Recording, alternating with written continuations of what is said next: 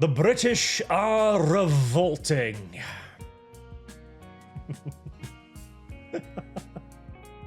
Oh, come on. You cannot possibly have expected me to resist such an obvious joke twice.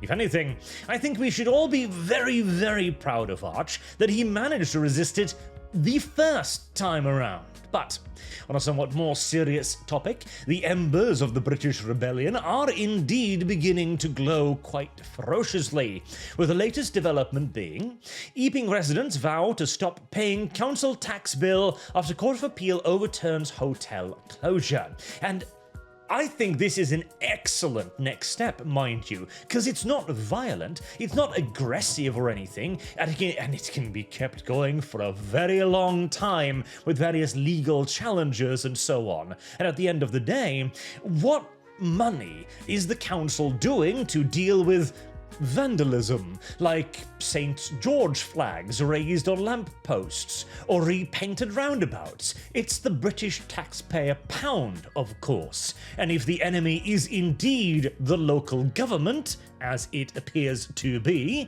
then surely denying them access to your own money is a pretty smart place to start. But little bit of backstory in case you're unaware what's going on. There is a hotel here in a small community that is housing some 130 odd migrants, asylum seekers, illegal immigrants, etc, etc.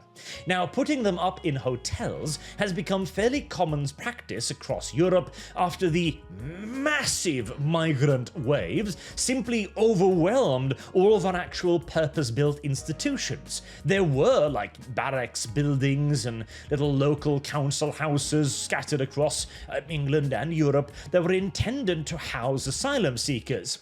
But that's one we were expecting, a few thousand a year tops, not millions. And so, struggling to account for the huge quantities of new people, governments across Europe started putting them up in privately owned hotels. This indeed became a massive boom for hotel owners, as of course the government, well, they're spending your money, which means they'll pay any price demanded of them, because nothing spends quite as easily as other people's cash.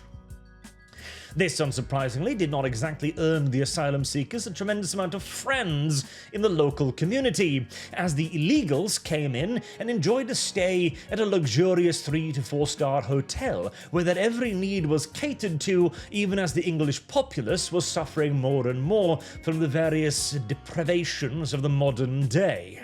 And then to further add to this, one of the asylum seekers allegedly sexually assaulted a young girl.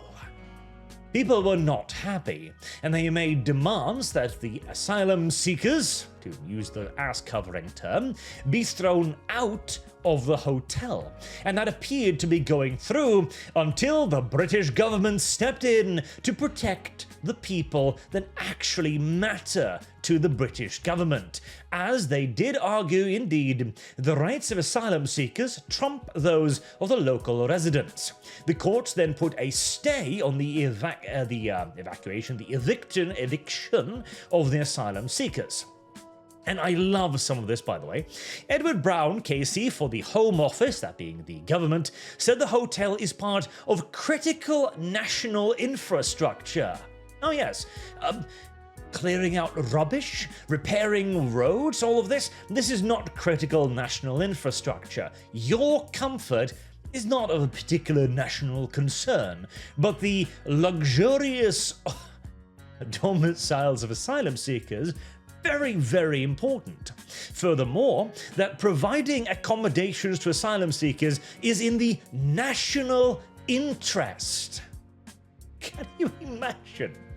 Can you imagine arguing to any British men from the last 200 years and further down that it is in the vital national interest of England to house non-English people on the British taxpayer pound? This, of course, made people even more upset, and the various demonstrations and protests against the British government are only increasing, which will result in even more unequal policing, of course, as there was an example recently of a woman attempting to put up a Union Jack on a council office. She was arrested. People are very quick to point out that similar protests on, national monuments had no consequences whatsoever. And the police in Britain is already hated, and the police seem to be getting jumpy as well, as we see in another example. So there was a Resident Evil cosplayer in the UK. Now, initially, in social media, there were countless reports of an attempted shooter or even an active shooter in London. I saw these popping up all over Twitter like, oh my god, and pictures of a young white man. It turns out this was the cosplayer in question. Now, this is not a picture of him over here, this is another guy, but this was the cosplay he was going for, complete with the weapon with the orange safety tip. Now, the orange safety tip has also been confirmed on the cosplayer's weapon, that and the fact that he also was wearing an umbrella uniform. Now, here's the thing as well. I am actually more than happy to defend the police officers in this matter to some degree. You get phone calls from people, panicked residents going, there's a man with a gun walking towards a huge gathering of people, because most civilians aren't even going to see the orange tip in all due likelihood, or recognize the umbrella icon. The police then see a man who is apparently armed, and they move to put him on the ground and make sure. Okay, you know what? I'm fine with this. This is one of those scenarios in which you are better safe than certain, and the cosplayer in question probably should have known better than carrying anything that even so much as resembles a firearm in public in England. But all of that is kind of besides the point, as this now simply becomes yet another example of police overreach in England. And it reminds me of an event from last year in Germany, where this one, I'm sure you know, I can't show the actual thing because that's a little bit spicy on YouTube, but there was a right-wing protest with a couple of right-wing protesters showing up to have a speech in a public square. They were well within their rights to do so. The police had of course shown up to guarantee that the right-wingers wouldn't do anything untoward, or give them an excuse to arrest them. Instead, however, one of the diverse new citizens of Germany assaulted the right-wingers, injuring several of them with a knife. The police then quickly rushed to the scene, eager and willing to step in and defend the German citizen. This guy was the German citizen they were defending, as the police swiftly tackled and put to the ground the right-wing protesters. 3 of them. They were the ones the police targeted. They were the ones the police neutralized. And that also famously gave the actual attacker the opportunity to stab and kill one of the police officers. It is a situation so utterly absurd that if it wasn't equally tragic, it would become a laughing stock, surely. And the British police are in a situation now where they're quislings. They are the ones who are standing in opposition to their own people. They are the ones who will have to enforce the taxes. See, here's the thing.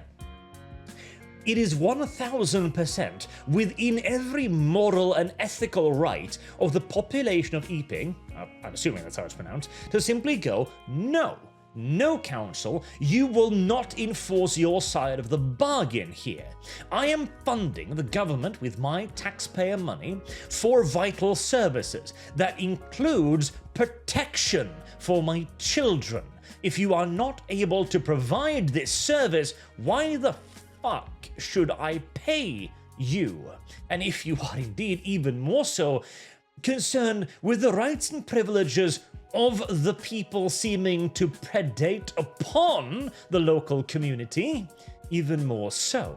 But The quislings will then be used to enforce this tax, as the local government will no doubt have no shortage of manpower with which to do so, causing the police to be even more hated. The police themselves are losing all resemblance of morale within England. They know they are the enforcers of what is becoming more and more obviously so a tyrannical regime that rules explicitly and obviously without the consent of the governed.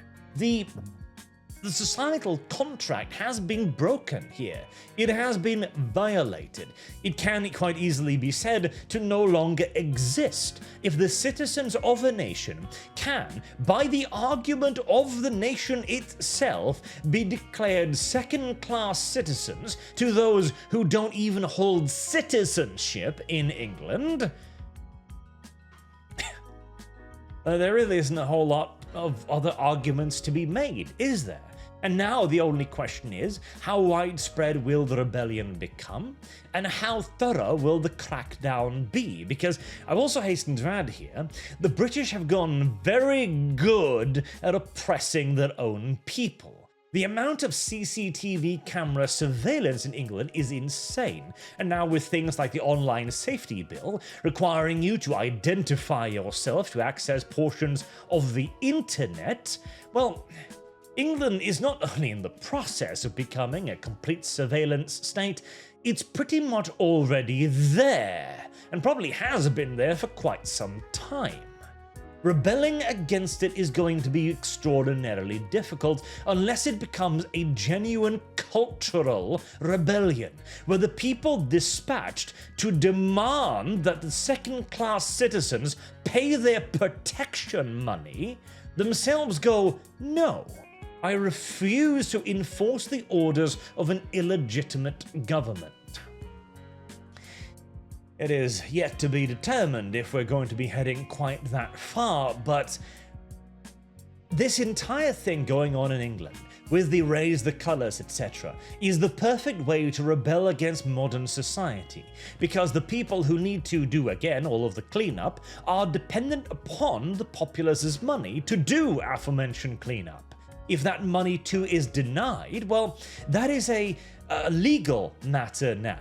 They can send the police to the guy's house. That's a few £1,000s in manpower and wages and transportation, etc. right there. Put him in custody. That's a few more tens of thousands of pounds. Go through 2 years of legal procedures whilst the man argues, no, I don't need to pay you because you're not providing your part of the bargain. And I guarantee you, there's not going to be any legal basis for that because governments are very, very good at making sure they get theirs. As a famous and clever man once said, there are only two things in life that are certain: death and taxes.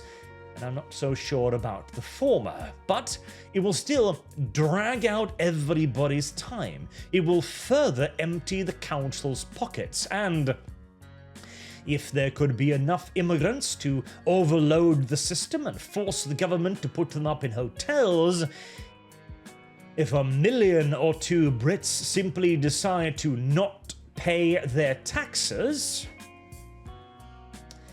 it's the kind of perfect passive resistance that could very well prove very, very effective. Until next time, I've been Arch. Thank you all very much for watching, and Godspeed, England. Have a good day.